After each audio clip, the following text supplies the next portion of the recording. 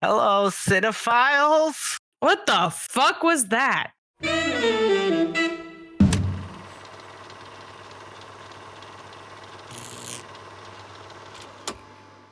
Hello, cinephiles, and welcome to Silver Screen Sips, a podcast where three idiots talk about movies. And today, we'll be continuing our Lord of the Rings series with the second installment of The Hobbit, The Desolation of Smaug. Smaug. Just a reminder that there are spoilers ahead for movies and TV shows that you may not have seen yet, so just know that you've been warned. And this is going to be a spoiler for something we probably discuss later, but Benedict Cumberbatch, you did a great job. Anyway. Also, apologizing in advance. Are we all three sick right now? Or are you better now, Isaiah? My ears are getting better, ironically, 2 days before I have to go see the doctor.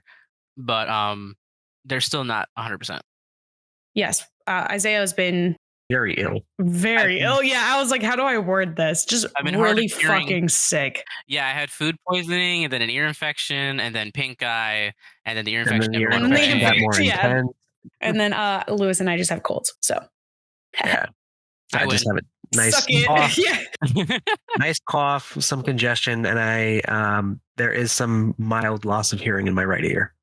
Even though my left ear is constantly ringing 24/7. Tinnitus. And I am normal. And she is normal-ish. And I thought Al Gore was. Today we found out two things about Beth. One, that she thought Al Gore was Al Capone, the famous mobster from Alcatraz, who died in Alcatraz, I believe. Or no, he was released because he had syphilis and it had rotted his brain, and then he died. Fun facts. And the second fun fact about Beth is that she did not know the president is also the commander-in-chief of the U.S. Armed Forces. Anyways, so enough of my stupidity. It's time for everyone's favorite segment, This Week in Hollywood. You know, I meant to tell you, this is actually my least favorite segment. Wow. So I'm going to start first. Okay. So first and foremost, Jonathan Majors was arrested this past week and charged with multiple counts of assault and harassment. The Creed 3 and new MCU actor was involved in a domestic dispute this past Saturday night, allegedly leaving the victim, a 31-year-old female who's remained unnamed, with minor injuries to her head and neck. Now, Majors' lawyer, however, argues that Majors is actually the victim of these events, with a dashcam video that's allegedly going to prove him innocent.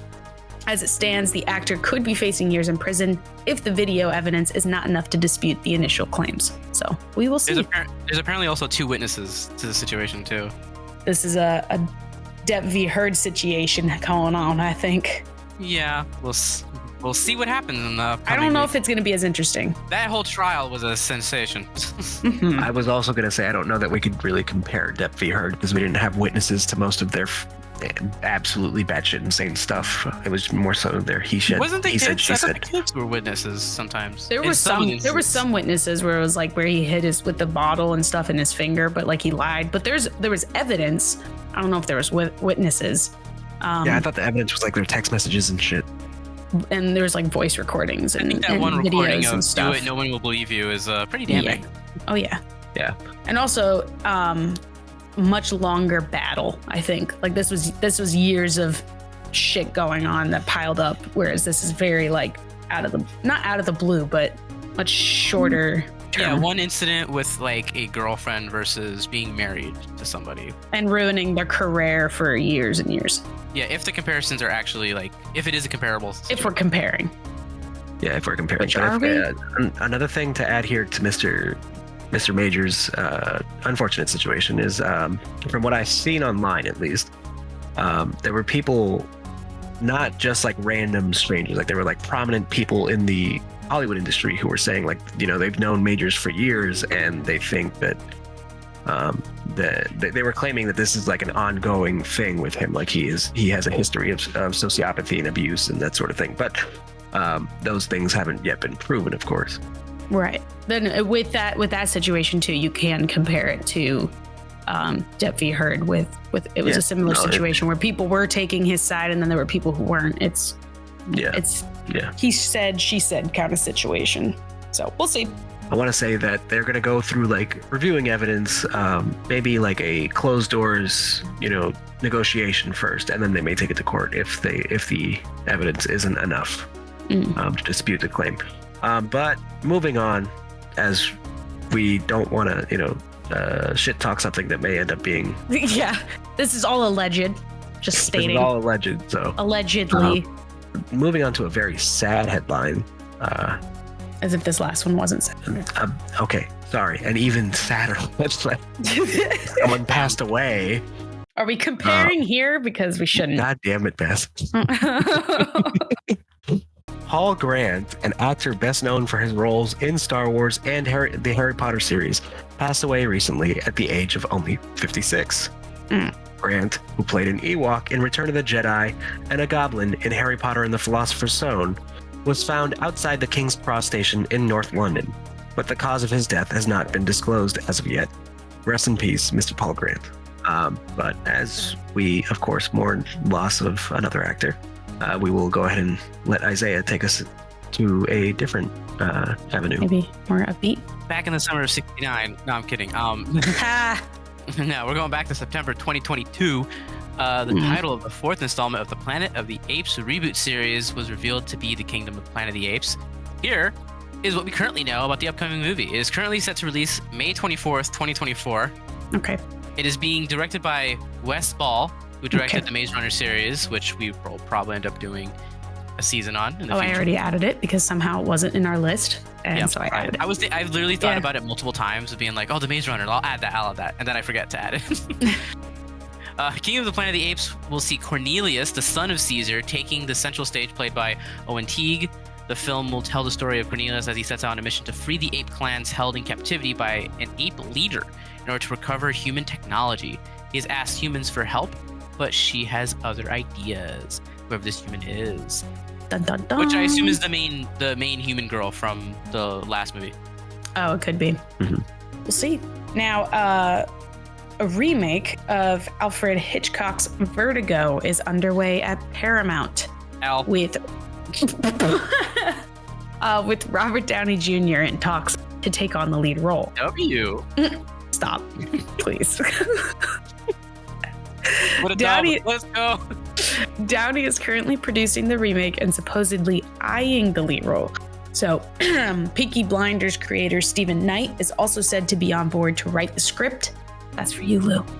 Not much else has been disclosed, but we will update everyone once we receive more information. Shout out to Stephen Knight. I hope you have fun working on Mr. Hitchcock's Vertigo. Mm-hmm. I'm actually kind of interested to see how this turns out. I know that Hitchcock is a fucking goat. Yes. Yeah, a fucking goat. I was trying to think of a professional way to say it. So stupendous goat. Anyway. John Wick 4 has now been in theaters since March 24th. Is currently holding the title of Best Opening Weekend for an R-rated movie since 2020 Bad Boys for Life. This has made it the 14th best R-rated movie opening weekend of all time. This is great news for the upcoming John Wick universe, which includes the television spin-off The Continental and Ana de Armas, the ballerina. I can't wait! I bet you can't. Now, a man is suing Gwyneth Paltrow over a ski crash that happened back in 2016. The closely watched trial goes into its second week in Utah. Terry Sanderson, age 76, is suing Paltrow for more than $300,000, claiming she skied recklessly into him from behind, breaking 4 of his ribs and head trauma that post-accident manifested as post-concussion syndrome. Ouch. Okay, now hold on. This next sentence. Yeah. Is she countersuing for $1? Because that's what it said on the site. I gotta Google this. Sorry. If she is, that's amazing. That's a fucking power move right there. It's symbolic. Okay, so she actually is countersuing for $1. Wow. Okay. The damages Paltrow is asking for a symbolic $1 and her legal fees to be paid. The judgment That's has hilarious. And imagining who Paltrow's lawyer may be, the fees may be probably gonna be a lot. more than enough. Yeah. So Sanderson is suing for basically a hit and run, but with a snowmobile, I guess, for $300,000, which he initially sued for $3 million. I thought it was skiing, like skiing, her physical body. Yeah. Is it skiing? Did I say snowmobile? I thought that it was You said a snowmobile. yeah, you said snowmobile. My They said bad. a ski crash, so I'm assuming it was like on skis. Yeah, it was like the guy who trucked my sister that one time. So, Well, she should sue for $300,000. well, she doesn't have lasting injuries. But all right, so then this sentence actually is going to make sense, and we just fact checked it. Paltrow has countersued for $1 and attorney fees, alleging that Sanderson was at fault and veered into her from behind. I'm not sure what evidence is being presented. Yeah, I don't know but how do you. It's kind of hard for anyone to prove that this happened. Mhm. Well, I mean, if he has the medical records, that's something. Yeah, but I just mean, the medical because records But can it's not enough. It Yeah. could still be his fault. But it's like, not even just that. Like the medical records is really kind of a moot point if you don't actually have evidence that it was her. It could have been Yeah, a like- Gwyneth Paltrow lookalike. It could have been, you know, it could have been anybody. well, she's saying that he veered into her, so she's admitting she was there for the incident. Yeah, but it's one of those things like it's like in Florida, right? We have a no fault law, basically. Like if you get into a car accident and the situation is proven that nobody was at fault. Paltrow rear-ended me, okay? Like so, if you back out of a parking space, right? But you had all the like, it's proven that you were backing out of that said parking space and you could not see beyond the point of view that you had, right? And then someone kind of like drives by and doesn't see you either, and you kind of like tap each other. No one's at fault, right? Mm. Some states, someone has to be to consider it at fault, even when there's situations where like nobody should be at fault, which is kind of stupid. But could be one of those situations where nobody's really at fault. It was just a severe accident, like someone just happened to be, they could just be going same speed, same spot, happen to just hit each other. Just because you have the medical records doesn't mean that, oh yeah, he did that maliciously, or that like, it's her fault or anything like that. But who knows? Mhm. Gwyneth Paltrow's weird. Have you seen the pictures of her in the trial? She's got these weird ass dresses. No. All I know about Gwyneth Paltrow is she has Goop. Yes. This candle smells like my vagina. Yes. That is it. But now to tie up our very last headline is Beth. Oh, it's me. Yes. Tuesday, March 28th, shares of AMC jumped as much as 21% after a report revealed Amazon owner Jeff Bezos was looking into buying the company. So Bezos has dispatched his investment advisors and top entertainment chiefs to explore acquisition plans for AMC. This is AMC, the movie theater chain, by the way. Yeah. Now that concludes This Week in Hollywood. You can find all of our sources cited on our Discord channel. Hell yeah, bro. So, Lewis, I see here you have 2 drinks for us. Is that correct? Or have you not decided? No, I have a shot and then a drink. Okay. Which are we doing first? So we're going to talk about our shot first, and it's called Smaug's Breath, Hell yeah. or Smaug, or however you want to pronounce it. I just say Smaug because it's funny. And Yeah. I say it because Isaiah says it. Even though I was like I finished the movie yesterday. I don't even remember how they say it in the movie. So, Yeah, I also finished it yesterday and I don't remember either. It's um, Smaug. They also pronounce it Smaug, like SMOG. Totally smoggers. That was so dumb. The credit we're going to throw out here is to a website called The Drunken Moogle. Mm. For my Final Fantasy fans, yes, that is indeed the creature you're thinking of. And Fucking nerd. this is definitely like a very nerdy website. I love it. Actually, it's like it's similar to, it's a blog. I don't know if it's actually on Tumblr, but I know that it has other things like that. Anyway, moving on to the drink. I'm gonna share the picture with you guys. It's on fire. Oh, man. So, the aptly named Smaug's Isaiah, Breath. do not take the shot when it's still on fire. Okay. Yes, that should be a given. Is this spoken from experience? I have a feeling she's taking this from experience. You were there. Do you not remember? No, I don't. When we were at the bar and the guy was like, "You want me to light it on fire?" Oh, right. Yeah, thank you. Yeah, she was about to full on just take it, like knock it back with it on fire. I thought that's what you were supposed to do.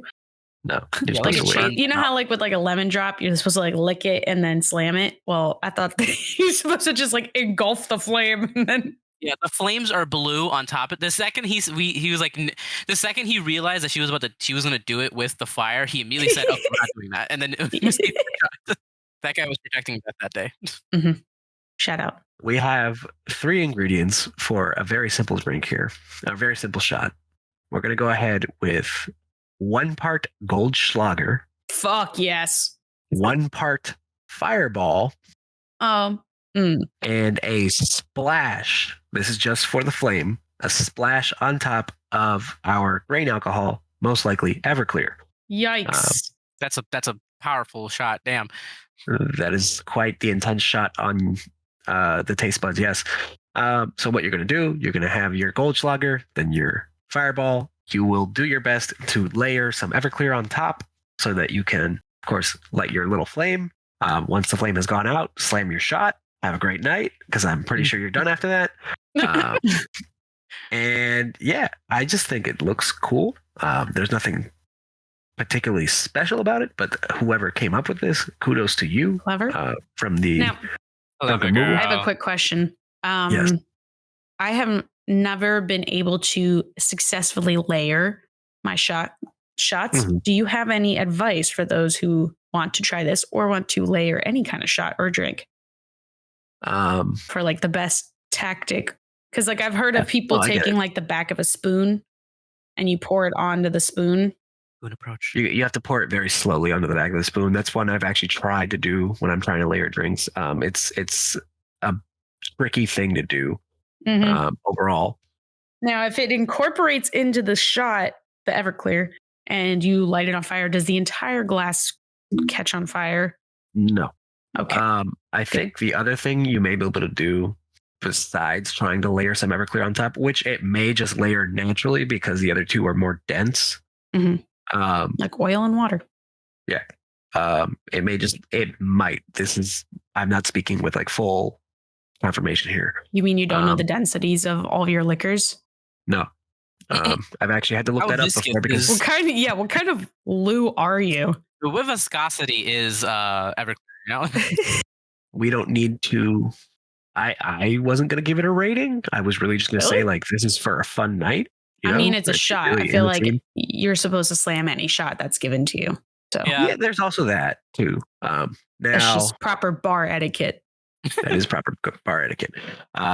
Unfortunately, for this next drink, we don't actually have a photo because they just have a photo here. I would like to rate this one anyways. Oh, okay, go ahead. 2.5 out of 5. Just real quick. Yeah, really. Wow. That's low. I know it's gonna knock me on my ass, but like, I'm gonna give it a 5 out of 5 for that reason. It's just because if this was a sipping, if this was a sipping drink, I would say fuck no. It'd probably be like a 2. But if it's a shot, I can handle it. Mm-hmm. Okay, on to the next. That's all. Fair. What would you rate it, Liz? A 3. Okay. Easy peasy. It reminds me of when I used to like Fireball. Not a fun time. Mm-hmm. So we have a cocktail known as Smaug's Gold. Oh. Unfortunately, there is no picture. The picture they have featured on the blog post is just a picture of a bullet bourbon bottle and some lemons in the background. So the Smaug's Gold comes from a Tumblr blog known as Two Broke Geeks. Nice. And here is our quick description below. In our Hobbit party themed episode of Maybe Will Wheaton Will Show Up, we made a summer cocktail called the Gold Rush, and we renamed it Smaug's Gold. Here's the recipe. So your ingredients are going to include bourbon, honey, lemon juice and or lemons, and ice. In their instructions, they suggest that you mix 1 part honey to 1 part hot water to make a honey syrup. To your cocktail shaker, you're going to add 2 parts bourbon. So let's say 1.5 ounces. Let's say 1 part lemon juice. So that's about 3/4 of an ounce. And 3/4 of an ounce of honey syrup into a cocktail shaker. Shake well, pour it into your glass, and drink up. What would you say? It's bourbon. I like bourbon. I like whiskey. It sounds really simple, and I'm going to be blunt. Like the theming is awful. It sounds like they just took a regular drink and just turned it into Smaug's Gold. Whereas the last one, I was like, that makes sense. Yeah. And also you didn't have to do the honey syrup. You could have just got a honey bourbon and then some lemon juice. So there's extra steps there where they don't need to be. I mean, I would drink it. Don't get me wrong, but I'm gonna have to give it like a 1, just because it's kind of lame. I'm gonna agree with that sentiment. I'm gonna also give it a 1. Isaiah? I'm gonna give it like a 3, kind of middle of the road. Wow. More than the Smoug's breath. It's because of the Fireball. Fireball really just ruins it. I would just like to point out, by the way, that the Drunken Moogle, what an amazing website. I'm looking through the thing. They have a bunch of just awesome drinks in here. So they have one for Cowboy Bebop called a Yoko Kano, which is rye whiskey, sake, cointreau, and bitters. And then they have another one for Call of Duty called the Grenade. Oh wow. Well, if we ever do Call of Duty. It's called the Frag Grenade, and it's limoncello, cream de menthe, Jägermeister, Bailey's, an energy drink, and black vodka. Jesus Christ. The monster is what got me. Oh my god. Okay, and then this other one's called the Captain Price, which just says, and the ingredients are whiskey, lots of it. We used about 10 shots. Nice. I like it. I like this website. Go check it out if anyone's interested in the grenade. Oh yeah, definitely. Shout out to the Drunken Moogle. I honestly could have chosen the grenade instead. I could have related it to their when they threw stuff at him. The flash fire, I think is what he called it. But yes, thanks for joining me in my Big Lou's Big Brews and my not so great Smaug's references drinks. I mean, the first one was good. I honestly, I think if we had just done the first one, would have been solid. Yeah, I could have. So on to actually, before we jump into my segment, you know what, Lewis, do you want to take a breather and we'll have Isaiah read our sponsor for the day? No. Okay. Never mind, Isaiah. You're out. I'm getting benched, coach. You're getting benched before you're even put in the game. Okay. We'd like to take a moment to thank the sponsor of today's episode, Shaker and Spoon. It's a monthly subscription service that gives you bar quality recipes and ingredients designed by award-winning mixologists. If you'd like your very own subscription, then head on over to shakerandspoon.com and use our promo code SIPS10, SIPS10, to get $10 off your first subscription. Again, that's promo code SIPS10, that's SIPS10, to get $10 off. Why did he read that so like felt like I was listening to like an audiobook? You know what I mean? It was soothing. I don't know. I didn't have a joke to throw in there in the middle, so maybe that's why you were like serious. Yeah, no, I was about to just roast the Two Broke Geeks blog for a second, but then I was like, you know what? No, like let me actually take this seriously for once. All right. Well, before you start, I'd like to add that one of my favorite Twitch streamers, Emaru, is doing a vodka tier list as we speak. I wonder what number 1 is. I don't know. I'll find out later. All I know is we got Ciroc, blue Ciroc, Grey Goose, Belvedere. This thing looks like Svedka. There's the Smirnoff. Grey Goose and Svedka both suck. They have to be at the bottom. Yes. If she's not doing the really obscure random Polish vodka that I found because some dude recommended it to me, then I'm not interested. The breath he took before that. Anyways. All right. So I've got a fun little question for you guys today. Sick. For my I don't want it. Question of the day. Now, okay. As you guys know, assuming you watched the movie. Mm-hmm. I didn't. In the beginning of the film, the group is taken in from the orcs by Bjorn, the dude who can turn into a bear. Yes. Bear, not beer. She's still drunk. I got alcohol on the mind. Yeah. So my question to you guys is, if you could turn into anything, like if you were to turn into anything as a skin changer, what would it be and why? Does it have to be an animal? Yes, I think. I don't know how the Lord of the Rings lore works, like if it has to be an animal, but I'm assuming it's an animal. I don't know why, but when he asked that, I suddenly got very concerned. Why? What? Just I don't know why, but the way Isaiah said it, I was like, I am concerned.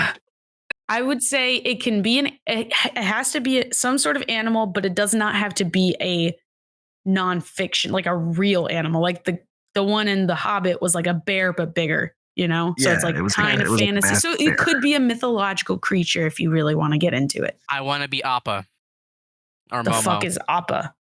from Avatar: Last Airbender. The flying bison. Oh, Have you never seen Yes. Avatar: Last Airbender? no, you did. But when you said Avatar, I thought of the blue people and I was very confused. Appa. That is such an Isaiah character. Okay. Lewis. Well, wait, why would you be why would you be Appa? Because you live for like 100 years and you fly and you have airbending abilities. Also, you're like a giant bison. You just get to chill. That's fair. That's many good points. Very. Lewis, what about you? That's a great question. I have to take a moment to think about that. Well, while you're thinking, Isaiah, what would be your actual like not mythological creature? Not mythological creature. So just like an animal. A wolf. There's 2 wolves inside Oh, everyone. They're fighting for Jesus dominance. Christ. Have you seen the size of a wolf? Actually, those things are huge. They're fucking huge. Like you look at like you think, oh, there's the size of like a regular dog, right? You compare them to like a husky, like a full-grown husky. They're like twice the size of a full-grown husky. Yeah. And it's like, oh, that's a mythological creature. If I saw that in real life, So would you be a wolf? I would probably be a wolf because why not? On all levels except physical, I am a wolf. I mean, my initial reaction was to say I wanted to be like that giant black bear, just like Bjorn was. But my other thought went to like other mythological creatures, like from the 12 Tales of Hercules. So hold on. 12 Tales of Hercules? You want to be 12 Hercules? Trials or whatever the fuck. 12 Labors. There we go. Sorry. 12 Labors. I want to be the fucking the lion from the 12 Labors. Okay. The Nemean lion. And then if you had to pick a non mythologically fictional character. An actual probably a grizzly bear. Okay, so pretty close. Okay. Beth, did you say what you wanted to be? I did not. So Okay.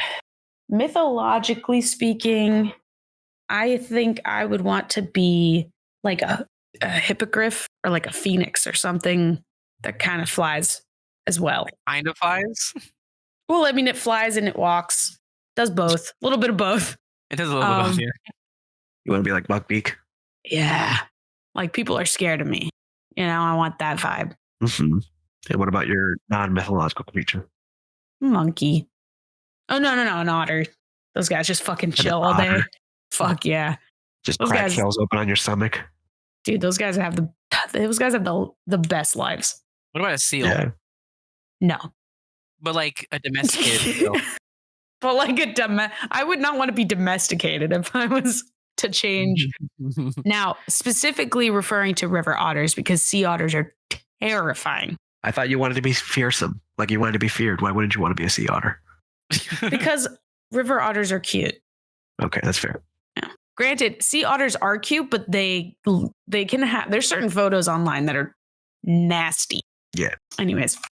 Okay, well that was my question. So what are you laughing at, Isaiah? No, it's the fact you're like, those are nasty. Anyway, let's go. Do you have facts about this movie for us? I do have facts. Yes. Hold up. thank Let me you. just do this. Here's a fact. The movie sucked. Wow. Next. Spoilers. Okay. Now, damn, this would be a lot of notes for this episode because I have some visuals. Whoa.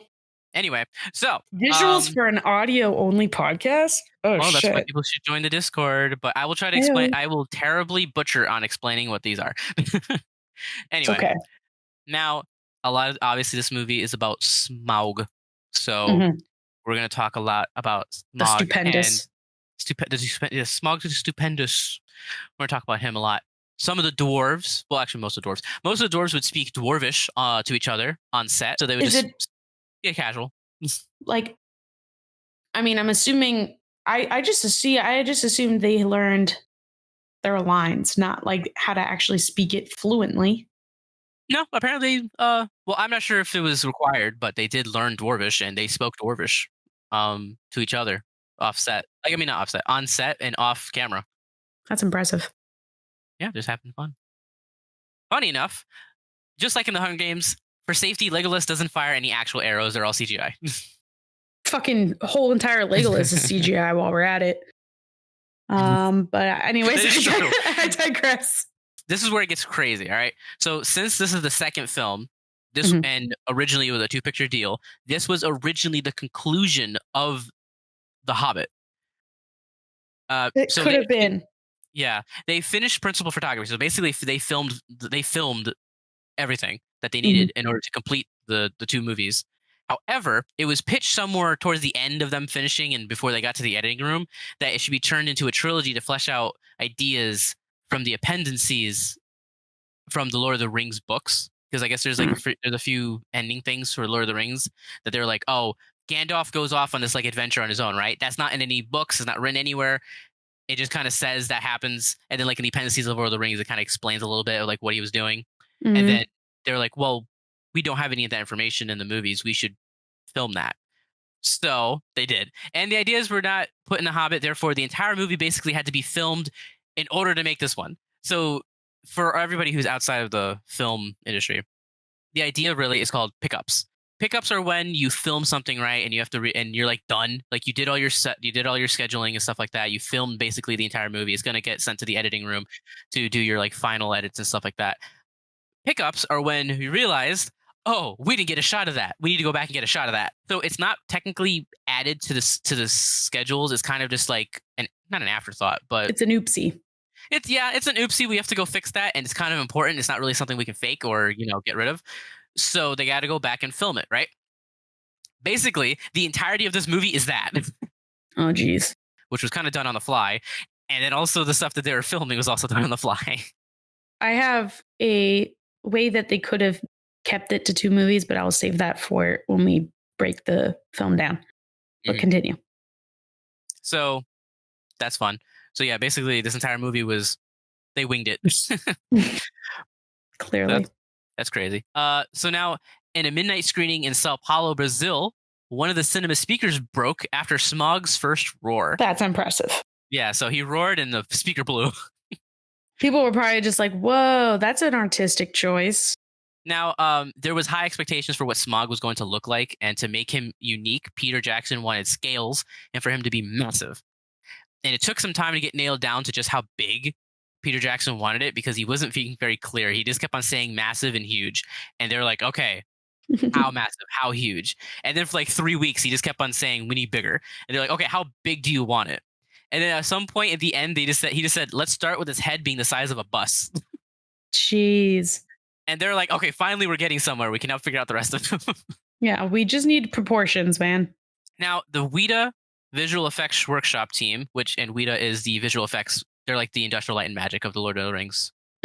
Okay. So they're like, yeah. A good analogy.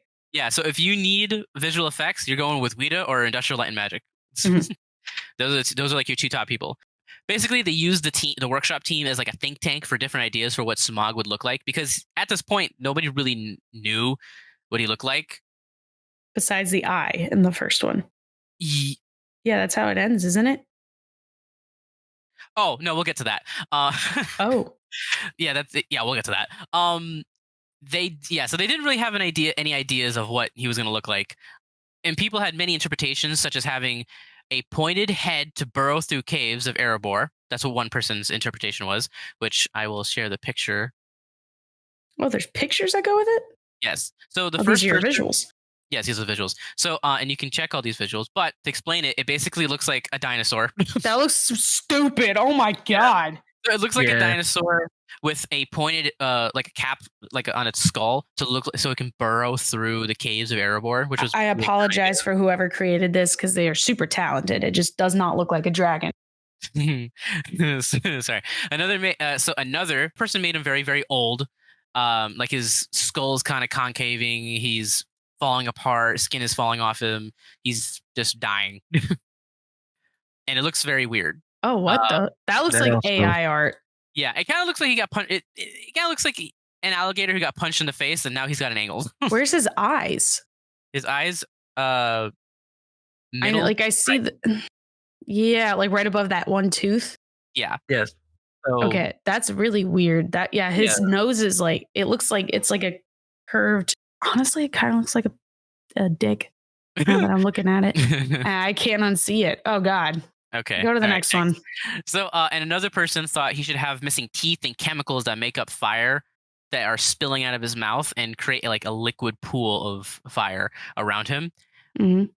Basically, the idea is that he would be a dragon with really long teeth, like a really long snout, Oh, right? it's similar. Yeah, and then his jaw would be kind of disheveled because he's old, he's falling apart, and so it would just be kind of like drool, but the drool's on fire because that's the chemicals of him being able to breathe fire.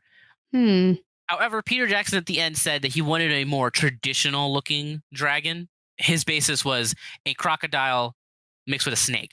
A lead Weta artist, a concept artist they brought in. He ended up making like a version of that, and that was the one they went with. This is what Smaug looks like now. Oh wow. Now, here's how we get into that eye thing, okay? Weta only had 9 weeks to put together the visuals for the entire movie. 2 months before the film release, they hadn't even locked down Smaug's final design yet. Which for this movie? For the second one? Movie. They had 9 weeks to do all of the visuals. All the visuals. And then 2 months before the film's release, they still didn't know what Smaug was going to look like. Jesus. Now, And okay. And that leads to the eye, right? Because they had filmed the first movie, right? And so while they were filming the second movie, they were doing the post-production for the first movie. So there was a bit of an overlap. So they had just finished up. So they're like, okay, so what's Smaug's going to look like? Because they wanted to end the first movie with Smaug's eye, right? But they're like, we don't know what the dragon looks like. So the final moment of the first film where Smaug's eye is shown, the final design wasn't even agreed upon yet. So they winged it. Well, they did a good job because I would have never known if you hadn't told me that they didn't fucking plan that shit. Yeah, so they didn't know what he was going to look like. So they kind of just built his eye and said, okay, this is what the eye is going to look like. And like what maybe his socket's going to look like. Other than that, we'd have no clue what the rest of him is going to look like. So they covered him in the coins, showed the eye and said, all right, that's what we're going with. I think it's a great reveal though, because it's just enough for the first one. I think it worked out in their favor, but it's insane that like they did not know anything of what he was going to look like, and the only thing they had to make an eye, like they were going to end the movie with that. And yep, this is winging it, man. My God, yeah, you guys definitely need to check these images out because they're freaking crazy. I've never seen any of these like concept arts before. Yeah, it's just crazy. So like the first one, the Hedborough, the only way I can explain that one is that it looks like the T-Rex from Jurassic Park, but with like a weird skull helmet. Kind of looks like if you took a T-Rex's head and just smushed it, like if it ran into a wall face first. As everybody knows, Benedict Cumberbatch did motion capture when doing the movie. However, he did the motion in his audition tape, and that's what kind of got him the role, I guess, asking, figuring out who the hell is going to be Smaug. And then Martin Freeman was like, I got the perfect guy. Because they had actually, Peter Jackson apparently had rearranged the film schedule around the filming of Sherlock, the TV show, for Martin Freeman, because he really wanted Martin Freeman to be in the movie. So they filmed around, and Martin Freeman was like, hey, I got the perfect guy. This is what he looked like in the auditions. I'm a snake. I'm a snake. I'm a slithery little sneaky snake. Benedict Cumberbatch is a super sneaky snake. Oh my God, we got to Photoshop Benedict Cumberbatch's face on this. That's got to be our thumbnail. Please. He did the movements in the audition tape, and that's what got him basically the role. And he's insane. If you just Google it, you have to look up like Benedict Cumberbatch's behind the scenes for Smaug, because he's crazy. It's insane how because you watch that and you cannot take it seriously, and then you see it in the movie and you're like, holy shit. Yeah. Because it's weird to watch without any of the visual effects, and then you see the visual effects and you're like, damn. It is the perfect definition of like movie magic. Yes. Because it looks so ridiculous without it. And then you're like, oh wow, that worked. Oh yeah. And so our next fact and our final fact is to help with his throat after many takes of roaring, Benedict Cumberbatch would drink what the crew dubbed Gollum juice. Oh boy. What? The Gollum juice was basically ginger and honey mixed together. Oh, What did you think it was, Lewis? You sounded a little. I mean, for some reason, I thought saline solution would be in it. Might as well. But those are all our facts for today. Well, Those thank are you, good. Isaiah. Yeah, I liked those. Thank you. You're welcome. I think okay. You saying there was 9 weeks to do all the visuals for the second one makes a lot of sense when you look at if you look at any scene other than the Smaug scenes, it looks like shit. Visual effects wise. Like it looks rushed. It looks like how Marvel looks today, kind of, in my opinion. Damn. But the Smogs, you could tell, I feel like that's where they put most of their energy towards. But the fact that you said they only had 2 weeks, I'm assuming they had all the mocap. Oh, 2 months. They had 9 weeks to do all the visuals for the movie, but then they had to add all the Smaug parts too, which they only had 2 months to do. So they only did the other visuals for how long? For 9 weeks. Okay, I'm seeing where my brain's not connecting now. I got it. Okay. That is still impressive, though. 2 months. I mean, the 2 months makes a lot of sense for Smaug because it looks like they put a lot more effort into it. But yeah, the rest makes. Okay. Well, yes, thank you for that. Now, let's dive into this movie. Who would like to go first? Because I think we might all have different opinions on this. Interesting. Mm-hmm. That's what I'm gathering. That's the vibe I'm getting. I'll give I don't really have a ton to say. I didn't have like crazy amount of notes. I'm interested to hear what you guys have to say. All right, well, let's get you out of the way then. Yeah, overall, so I want to say my rating is, I know the rating I gave for The Hobbit, the original one, the Unexpected Journey, was like a 3.5, was our general consensus. For me, I actually liked Desolation of Smaug better, but at the same time, I want to give it the same rating. I feel you on that. And my reason being, I feel like they tried to get away a little bit from all of that comedic timing they had in the first one. Are you sure about that? They tried. I didn't say they succeeded. One word. Barrels. Yes, I'm aware. And that was one of the things I was actually going to reference, was that particular scene was because them riding in the barrels down the river wasn't the funny part. It was the bomber taking out all of the orcs and then breaking through it and fighting blindly. Yes. That I was like, that kind of disappointed me. I was like, man, you could have, like, there could have been a way that you did this that wasn't funny. You know what I mean? Like, you could have shown Bomber like actually having some fighting skill and not just being a spinning fucking barrel with axes in his hand. Yeah. But yeah, I give it a 3.5. And I think that's really all I had to say. Was I appreciate that they tried to stick throughout part of the movie, not the entire thing, but they tried to stick more to that darker tone, that tone of fear and hope and the journey overall. That was so short. Wow. Yes, I know. You had like one note. I mean, that was really the main thing I wanted to get at. I'm just surprised you didn't talk at all about Smaug.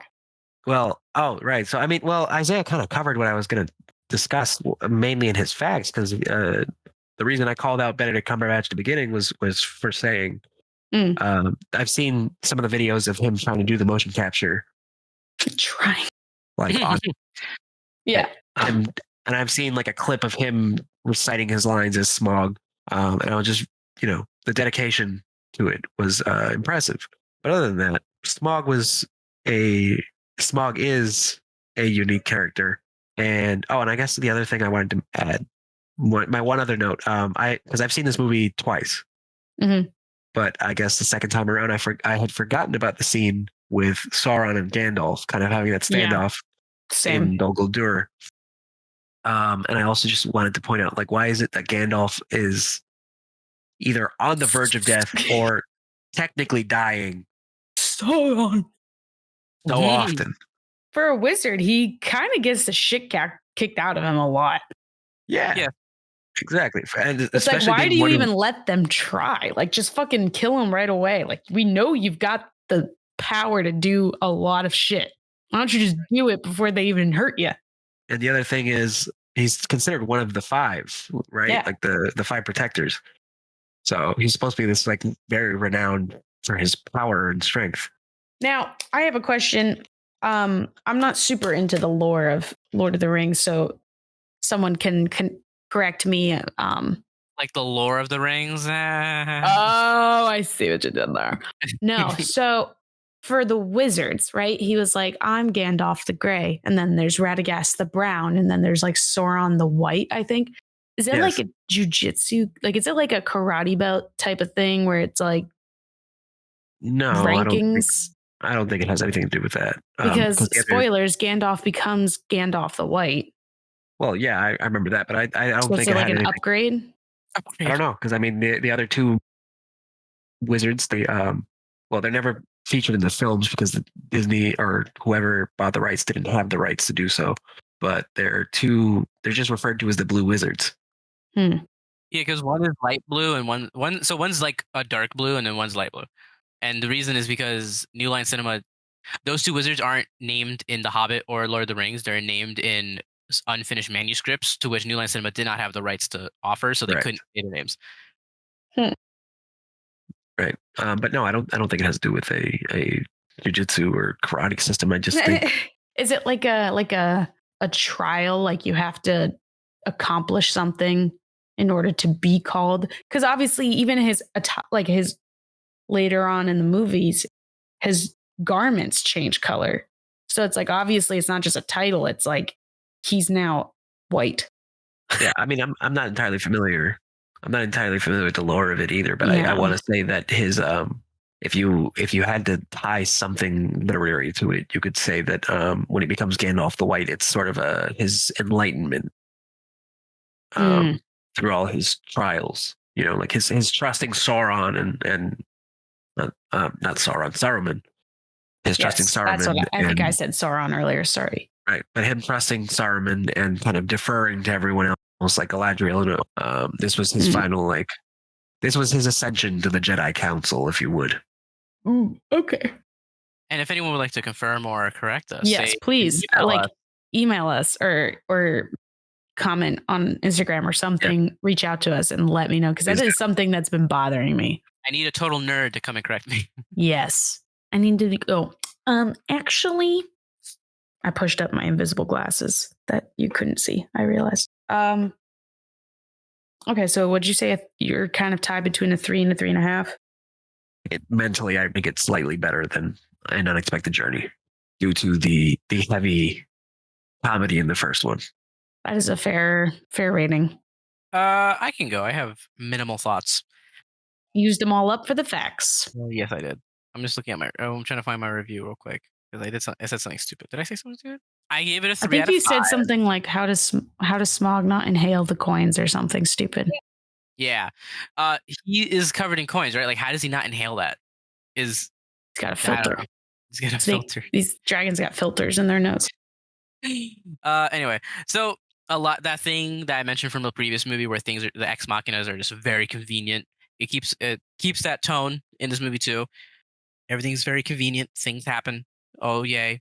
Though the dragon and the gold sequence, great, absolutely amazing. That's probably the best sequence in the movie because of just how cool it is.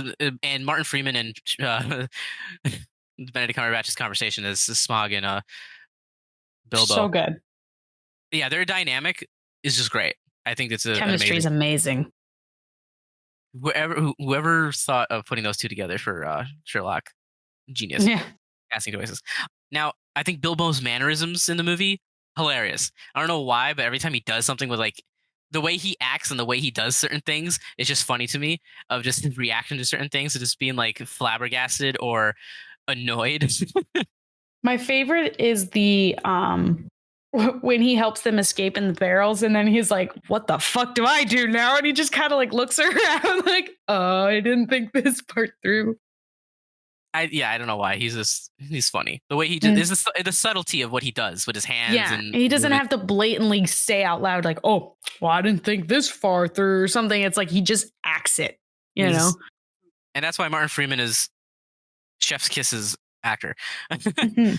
Yeah, okay. I write in my notes. How does the dragon not inhale any of the coins? There it is. Tariel and Legolas, both of them, they're actually pretty badass. Tariel? I don't know how to pronounce the name. Tariel? Yeah, Tariel and Legolas, they're pretty badass in this movie. The fighting choreography is really on point. Like Legolas doing like the smooth fighting stances that he does, where he's like sliding around on his knees. And best way to explain it is like water. It flows. It's very flow. It's like air and water just kind of like flowing together. Yes. Yeah, it's very flow. But it just kind of it's so smooth. The whole point is that he's light on his feet, right? And so you can see it, like you can feel that he's light on his feet, especially with the way he moves. Like he weighs nothing. Because it's not a real person. Yeah, it's all CGI, but it works for the character because that's kind of how he's supposed to be, of just being, light-footed and jumping around and having no weight to him, because it just how his choreography was and how he goes as a person. So it worked. I like the choreography in this one, and especially, and we'll get into it later, but compared to Lord of the Rings, the choreography and like the fighting in this one. Correct me if I'm wrong. In Lord of the Rings, Legolas doesn't have the fucking intensely blue eyes. Correct. No, they're normal eyes. Yeah, yes. I don't know why they did that. And I don't either. I think that's the only reason why he looks so weird. Everything else, it's like, yeah, okay, I can get past that, but it's the eyes that really, I'm like, why did you do that? And my last note was bowl of walnut pillow. I don't know what that means. I kind of forgot. Oh, the walnut pillow underneath Killy when he's injured. I thought the same thing. I was like, why are there fucking walnuts as a pillow underneath him? So, I get it. yeah, that's what I wrote down. I thought that was funny. And those are all my notes. Yeah, 3 out of 5. I think like the last movie, middle of the road. It has good points. It has bad points. I think the barrel scene is entertaining but comical, so I can't really take it too seriously.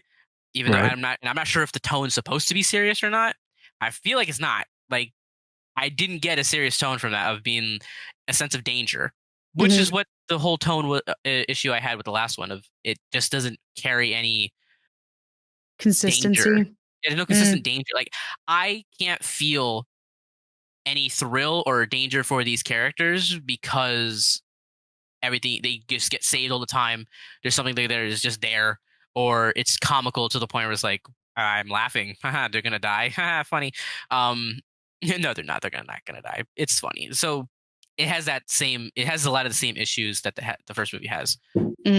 So that's why it's kind of middle of the road. So that's why it gets the same rating. Beth? Okay. Get ready.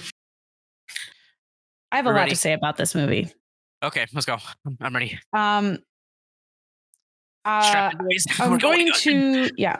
going to start off with saying it's a 3 out of 5 for me.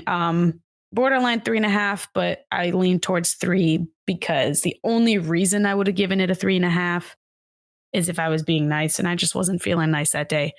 So it's a 3. Yes, Legolas. He is a badass character. He is one of the best characters in the whole franchise. However, I really felt they did him wrong. They did him dirty with his CGI. And I mean, the CGI on all the characters, personally for me, was so rubbery and smooth that it didn't even look remotely realistic, to the point where, I'm going to actually use Isaiah's word, felt like I was watching water. And like, but in a bad way for me. Like, it took me out of the scene. Yeah, I only think it works for Legolas because the whole point is he's supposed to be, that way. But it shouldn't be working for the orcs. Yeah, I understand in the sense of like his movement and stuff being quick and airy. That I agree with you on. It was the literal visual effect of him looked so fake. Specifically, the barrel scene is the one that really popped into my head. Is where he just looks like cartoony almost, because it was like there's just no texture on him. But I could talk about the CGI for a long time, and I'm not going to. I liked the little tiny mention of Gimli. It was very minor, but it was nice little touch. Also, Martin Freeman and Benedict Cumberbatch fucking carried this movie. Martin Freeman carries the whole trilogy, but Benedict Cumberbatch really, like, the chemistry between him and Martin were like is just beyond amazing, and it's the only reason why this movie I think is as good as it is, because if there wasn't that element, it would probably be the worst of the entire series. That's the only reason why I gave it a high rating, is for the Smaug scenes. The rest of the movie is not good in my opinion. I think that there's a lot of like little things, because since I read the book, there's a lot of little story things. Like Tariel doesn't exist in the books. And I feel like she's just kind of there because they're like, oh, there's no women in this. We need to fucking put a woman in. But then they didn't bother to put any care into her character. So they're like, oh, what can we make the woman do? Be a love interest for some other dwarf I don't care about. And be like a badass warrior, but also a love interest for one of the most random dwarves to be a love interest for. Yes, I have no interest in them. What's the test? The Bechdel test? Bechdel? Yeah, it's the test where it's like every woman or something in a movie. Yeah, a woman's got to have a conversation with another woman. It's got to be on screen. It can't be talking about love or a man or something. Yeah. Bechdel or something. Something like that. But yeah, she fails it big time. Bechdel, yeah, the Bechdel test, a way of evaluating whether or not a film or other work of fiction portrays women in a way that is sexist or characterized by gender stereotyping. To pass the Bechdel test, a work must feature at least two women. Nope. These women must talk to each other, and the conversation must concern something it does have other two than women. a man. Do they have a conversation? Do they ever have a conversation, and is it about a man? I don't believe they ever have a conversation, but I don't remember the third one, so I could be wrong. However, the two daughters talk, what's that guy's name? That's at the end. That's like, I'm going to kill him with a spear. That dude was Bard. Which I thought it was the strangest name to give him, because Bard is usually the class. Everybody, what is it? It's usually the class of a character rather than the actual name. But I had no interest in their love triangle thing between her and Legolas and Killy. It was just an annoying kind of subplot that is one of the reasons why they could have made it a 2-part series and not 3 parts. They could have cut all that shit out and it would have been fine. Legolas isn't, right. I don't think, in the books either, so I could be wrong on that one. Actually, one other thing about, it's not really CGI wise, but to talk about the barrel scene again, because the barrel scene is just Where's PewDiePie? Did you guys? Yeah, right. Did you guys notice the GoPro shots? Yes. Just thrown in there randomly. They were so out of place. Imagine spending thousands of dollars on renting GoPros for like 4 shots. I just want to know why they were there. I want to talk to someone that was in the editing room and was like, yes, throw that shitty 720 fucking video right next to this 4K or whatever the fuck it is, 48 frames per second video. That looks good. Peter Jackson was like, I want to try Michael Bay for a second. Yeah, it just didn't work. Now, when they're trapped by the spiders, which again, I think the spiders are in the book, if I'm remembering right. I think they are part of the, so they're trapped. Oh, Bilbo is, I almost called him hobo. What the fuck? Bilbo is trapped. Bilbo the hobo. Yeah. Bilbo's trapped in the web. How does he pull the sword out? He's like hands to his sides. How does he all of a sudden just get it to like stick straight up? I thought his hands were like in front of him, actually. So that would have made it even less sense for him to be able to pull the sword from his hilt and go like that. Mm-hmm. It was just a very odd, I don't know if you'd say choreographed or just like an oddly thought out scene. That was just something I wrote down. I said, how did he pull the sword out while wrapped in the web? Because I thought about that too in the middle of the scene, and I was like, I feel like his hands were crossed in front of him, but then like, why would his sword be in his hands? Right. Especially if like he was falling and shit, like that would not have happened. Yeah, or when he got wrapped up. Right. Lastly, I know there's a lot of controversy behind how this movie ends because it kind of ends in the middle of the action. Mhm. However, I enjoy that. I enjoy it. I think it's well done because it sets up for the third one. It's honestly, it ends the same way the Mockingjay ended, where it's like big shit's about to go down in the next one, and now you have to wait for it because we got to hype you up, kind of a deal. And I mean, I like it. A lot of people hated it because they're like, "What the fuck? Now we have to wait." But I like waiting. It gives me a sense of purpose and gives me something to look forward to instead of just being fed like everything. Like, for example, The Last of Us. I heard a lot of people complaining because they had to wait a week for the next episode. Oh my But god! it's like, exactly. That's like how you would have never survived like 20 years ago when streaming was not a thing, or however long ago streaming was. 15 years, maybe. Right. I guess. Because Netflix was a thing, but it was a DVD service more so than streaming. Anyways, yeah, 3 out of 5. I was gonna give it a 3.5, but I was like, the only reason I'm giving it a 3.5 originally is because Smaug, but that is such a small portion of the film, so I have to knock it down. Who's Jacob talking? He's talking to Smaug. Oh, he's talking to Google. Well, thank you everyone for listening to today's shit show. As always, make sure to follow us on Instagram at Silver Screen Sips for any updates on the latest guest episodes and whatever else we post on there. Usually we have been posting some Silver Screen snips. I don't know if anyone's checked those out. I love those. Also, be sure to email us your movie suggestions for our listeners' episodes at silverscreensips@gmail.com.